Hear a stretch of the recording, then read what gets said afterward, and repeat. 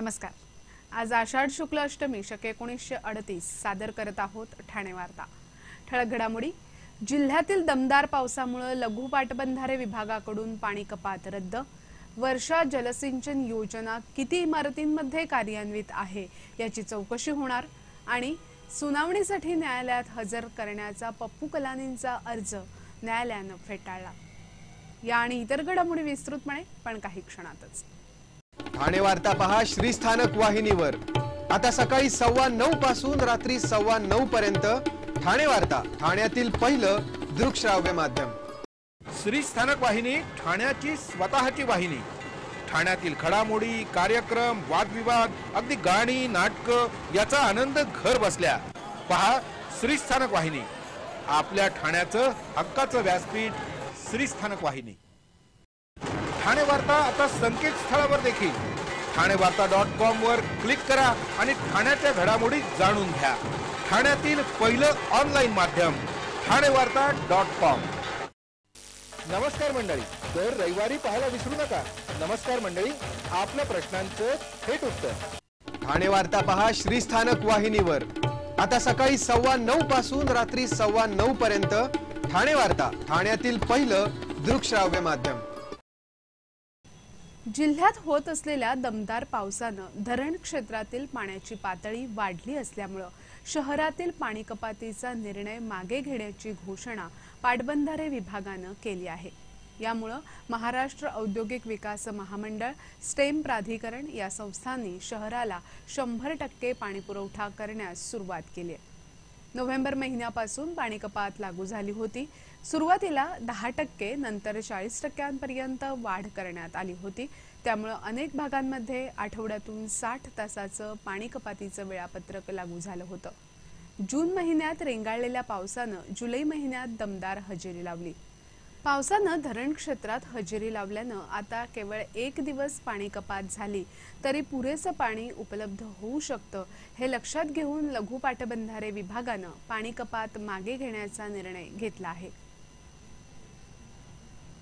ठाणे महापालिका क्षेत्रात सन 2000 सालानंतर ज्या इमारतींना ओसी मिळाली आहे त्या इमारतींमध्ये रेन वॉटर हार्वेस्टिंग म्हणजे जलसंचयन योजना कार्यान्वित आहे किंवा नाही याची त्रयस्थ पक्षामार्फत तपासणी करण्याचे आदेश पालिका आयुक्त संजीव जयस्वाल यांनी शहर विकास विभागाला दिले आहेत। पालिका क्षेत्रात 2000 सालापूर्वीच्या जुन्या इमारतींनी जलसंचयन योजना राबवल्यानं त्यांना मालमत्ता करात 5% सवलत देण्याचं धोरण निश्चित करण्यात आलं आहे। तथापि 2000 सालानंतर इमारतींचे नकाशे मंजूर करण्यात आलेल्या इमारतींना ओसी दिल्यानंतर त्यापैकी किती इमारतींमध्ये रेन वॉटर हार्वेस्टिंग सुरू आहे याची तपासणी केली जाणार आहे। यावेळी महापालिका आयुक्त संजीव जयस्वाल यांनी वर्षा जलसंचयन योजनेबाबत व्यापक स्वरूपात प्रयत्न करण्याच्या सूचना पाणीपुरवठा आणि शहर विकास विभागाला दिल्या। सुरेश पुजारी टोळीच्या 2 गुंडांनी खंडणीसाठी उल्हासनगरमध्ये एका बांधकाम व्यावसायिकाच्या कार्यालयात गोळीबार करण्याचा प्रकार घडला आहे। काल दुपारच्या सुमारास दुचाकीवरून हेल्मेट घातलेल्या 2 व्यक्ती उल्हासनगरमधील बांधकाम व्यावसायिक सुमित चक्रवर्ती यांच्या कार्यालयात घुसल्या। त्यांनी कार्यालयात येऊन 2 गोळ्या झाडल्या आणि ठरल्याप्रमाणे खंडणी देण्याची मागणी केली। हा प्रकार घडला तेव्हा सुमित चक्रवर्ती आणि त्यांचा मुलगा कार्यालयात नव्हते। सुमित चक्रवर्ती हे उल्हासनगर व्यापारी संघाचे अध्यक्षही आहेत। सुरेश पुजारीनं सुमित चक्रवर्ती यांचा मुलगा आकाशकडे खंडणीची मागणी केली होती, पण त्या दोघांनी त्याला फारशी किंमत दिली नव्हती। त्यामुळे पुजारीचे 2 गुंड त्यांच्या कार्यालयात शिरले आणि त्यांनी अंदाधुंद गोळीबार केला। कार्यालयातील कर्मचाऱ्यांनी यापैकी एकाला पकडण्याचा प्रयत्न केला, पण त्यानं कर्मचाऱ्याच्या डोक्यावर बंदुकीचा दस्ता मारून आपली सुटका करून घेतली। गोळीबार करून त्या दोघांनी तिथून पलायन केलं। सुदैवानं या गोळीबारात कुणीही जखमी झालं नाही। हा सर्व प्रकार क्लोज सर्किट कॅमेऱ्यामध्ये कैद झाला आहे। पाण्याचे नमुने तपासणीसाठी प्रभाग समिती स्तरावर कक्ष स्थापन करण्याचे आदेश महापौरांनी दिले आहेत। पावसाळा सुरू झाला असल्यानं अनेक कारणांनी साथीचे रोग पसरण्याची दाट शक्यता असते। यासाठी नागरिकांनी पाणी उकळून आणि गाळून प्यावं असं आवाहन करताना महापौरांनी प्रभाग समितीवर पाण्याचे नमुने तपासण्यासाठी कक्ष स्थापन करण्याचे आदेश प्रशासनाला दिले आहेत। साथीचे रोग पसरू नये यासाठी घ्यायची काळजी आणि करावयाच्या उपाययोजना या संदर्भात काल एका बैठकीचं आयोजन करण्यात आलं होतं। या बैठकीत बोलताना महापौरांनी हे आदेश दिले। ठाण्यातील गृहसंकुलांनी इमारतीतील तसंच घरातील पाण्याच्या टाक्या साफ कराव्यात, कोणत्याही प्रकारे पाणी साचणार नाही याची दक्षता घ्यावी असं आवाहनही महापौरांनी यावेळी केलं। नागरिकांना पुरवण्यात येणाऱ्या जलकुंभातील पाणी वारंवार तपासावं, पाण्याचं निर्जंतुकीकरण करावं अशा सूचनाही महापौरांनी प्रशासनाला दिल्या। ठाणे वार्ता पहा श्रीस्थानक वाहिनीवर आता सकाळी 9:15 पासून रात्री 9:15 पर्यंत ठाणे वार्ता, ठाण्यातील पहिलं दृकश्राव्य माध्यम। आपला परिसर स्वच्छ आणि सुंदर ठेवण्यासाठी ठाणे महापालिकेत सहकार्य करा। ओला सुका कचरा वेगवेगळा जमा करा आणि रोगराईपासून मुक्तता मिळवा। ठाणे वार्ता आता संकेतस्थळावर देखील ठाणेवार्ता.com वर क्लिक करा आणि ठाण्याच्या घडामोडी जाणून घ्या। ठाण्यातील पहिलं ऑनलाईन माध्यम ठाणेवार्ता.com। डॉक्टर आणि रुग्णांचं पिढ्यानपिढ्यांचं जिव्हाळ्याचं नातं म्हणजेच डॉक्टर बेडेकर हॉस्पिटल आता अत्याधुनिक सोयी सुविधा आणि तंत्रज्ञान युक्त वंध्यत्व निवारण केंद्रात IVF आणि टेस्ट ट्यूब बेबीची ही सुविधा। डॉक्टर बेडेकर हॉस्पिटल, महर्षी कर्वेपथ, ठाणे। 65 वर्षांची निरंतर सेवा। ठाणे वार्ता पहा श्रीस्थानक वाहिनीवर आता सकाळी 9:15 पासून रात्री 9:15 पर्यंत ठाणे वार्ता, ठाण्यातील पहिलं दृकश्राव्य माध्यम।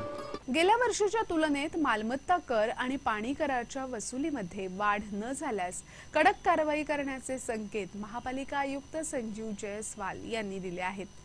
त्याचबरोबर भविष्यात पाणीबाणी टाळण्यासाठी बेकायदा नळ जोडण्या खंडित करण्याचे आदेशही दिले आहेत। पालिका आयुक्त जयस्वाल यांनी अधिकाऱ्यांची भेट घेऊन सर्व विभागांचा आढावा घेतला। या बैठकीत जयस्वाल यांनी मालमत्ता कर आणि पाणी कर वसुलीचा आढावा घेतला। त्यांनी महावितरण विभागाच्या यादीप्रमाणे मालमत्ता कराची आकारणी करण्याचे आदेश मालमत्ता कर विभागाला दिले। तसंच मालमत्ता कर विभागानं थकबाकीदारांची यादी अद्ययावत करून कर वसुली करण्याच्या सूचना दिल्या।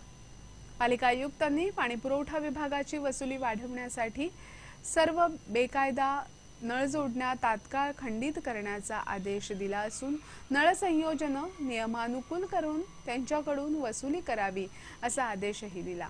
यापुढे पाणीपुरवठा विभागासाठी अभय योजना राहणार नसल्यानं बेकायदा नळ जोडणी खंडित करण्याचे आयुक्तांनी स्पष्ट केले। आदिवासी महिलांनी कल्याण शहरातील महिलांना रानभाज्यांची पाककृती शिकवली। एरवी टीव्ही समोर बसून विविध पाककृती आवडीने लिहून घेणाऱ्या शहरी महिला काल कल्याण इथे खास आदिवासी महिलांनी त्यांच्यासाठी आणलेल्या रानभाज्यांची पाककृती शिकायला जमल्या होत्या। कल्याण येथील सुभेदारवाडा कट्टा इथे जिल्हा परिषद ठाणे आणि आदिवासी कल्याणासाठी काम करणाऱ्या समाजसेविका इंदवी तुळपुले यांच्या संयुक्त विद्यमानं रानभाज्यांचं प्रदर्शन आणि विक्री कार्यक्रमाचं आयोजन करण्यात आलं होतं। मुरबाड आणि शहापूर तालुक्यातील वनिता मुकणे, सोनीबाई वाघ तसंच इतर आदिवासी महिलांनी रानभाज्यांचे पोषण मूल्य, रेसिपी, औषधी गुणधर्म याबाबत अगदी सराईतपणे माहिती दिली। तर उपस्थितांनीही त्यांच्या मनातील अनेक प्रश्न विचारून शंका समाधान करून घेतलं। रानभाज्या हा विषय महत्त्वाचा असून या संदर्भात एक व्यापक स्वरूपाचा कार्यक्रम लवकरच ठाण्यात घेण्यात येणार आहे असं यावेळी किशोर राजे निंबाळकर यांनी सांगितलं। या कार्यक्रमात भारंगी, नारळी, करटोली, वेल, कोळा, कोरडू, कुडाफुले, खरशिंग, शेंग, माठ, तेरा, लोत, गोमटी, वेल, रान, कारवा, कोळू, भोपा, केना अशा अनेक भाज्यांची ओळख करून देण्यात आली। कल्याण कारागृहात असलेल्या पप्पू कलानी यांनी आपल्याला सुनावणीसाठी न्यायालयात हजर करण्यात यावं यासाठी केलेला अर्ज कल्याण न्यायालयानं फेटाळलाय। जिल्हा न्यायाधीश MJ मिर्झा यांनी हा अर्ज फेटाळला आहे। व्हिडिओ कॉन्फरन्सद्वारे सुनावणी करता येत असल्यामुळे कलानीला न्यायालयात हजर राहण्याची काही आवश्यकता नाही आणि कारागृहातून कलानीला न्यायालयात आणणं यामध्ये मोठा धोका असल्याचं सांगून विशेष सरकारी वकील विकास पाटील यांनी या अर्जाला विरोध दर्शवला। गेल्या वेळी कलानीला न्यायालयात आणलं असताना कलानीचा व्हिडिओ व्हायरल झाला होता। त्याची चौकशीही सुरू असल्याची माहिती न्यायालयाला देण्यात आली। कलानी हा शिक्षा झालेला आरोपी असून व्हिडिओ कॉन्फरन्सद्वारे सुनावणी घेता येत असल्याचं सांगून न्यायालयानं कलानीचा अर्ज फेटाळून लावला। आता या प्रकरणात 19 जुलैपासून नियमित सुनावणी होणार असून फिर्यादी पक्षातर्फे साक्षीदारांची उलट तपासणी घेतली जाणार आहे। 1990 मध्ये घनश्याम भटीजा यांच्या झालेल्या हत्येप्रकरणी पप्पू कलानी सध्या कल्याण कारागृहात शिक्षा भोगत आहेत। कलानी आणि इतर चौघांना या प्रकरणी जन्मठेपेची शिक्षा झाली असून भटीजा बंधू हे कलानीचे नातेवाईक होते, पण राजकीय वैमनस्यातून ही हत्या झाली होती। कल्याण न्यायालयानं 23 वर्षांनंतर या प्रकरणी कलानीला ठोठावलेली शिक्षा सर्वोच्च न्यायालयानंही कायम ठेवली आहे। जिल्ह्यातील धरणांच्या पाणलोट क्षेत्रात पावसानं चांगलाच जोर धरला असून यामुळे धरणांच्या पाणीसाठ्यात चांगलीच वाढ होते। ठाणे आणि आजूबाजूच्या परिसराला पाणीपुरवठा करणाऱ्या भातसा आणि भारवी धरणाच्या पाणलोट क्षेत्रात चांगला पाऊस होतोय। गेल्या 24 तासात भातसा धरणाच्या पाणलोट क्षेत्रात 102 मिलीमीटर तर बारवी धरणाच्या पाणलोट क्षेत्रात 64 मिलीमीटर पाऊस झाला आहे।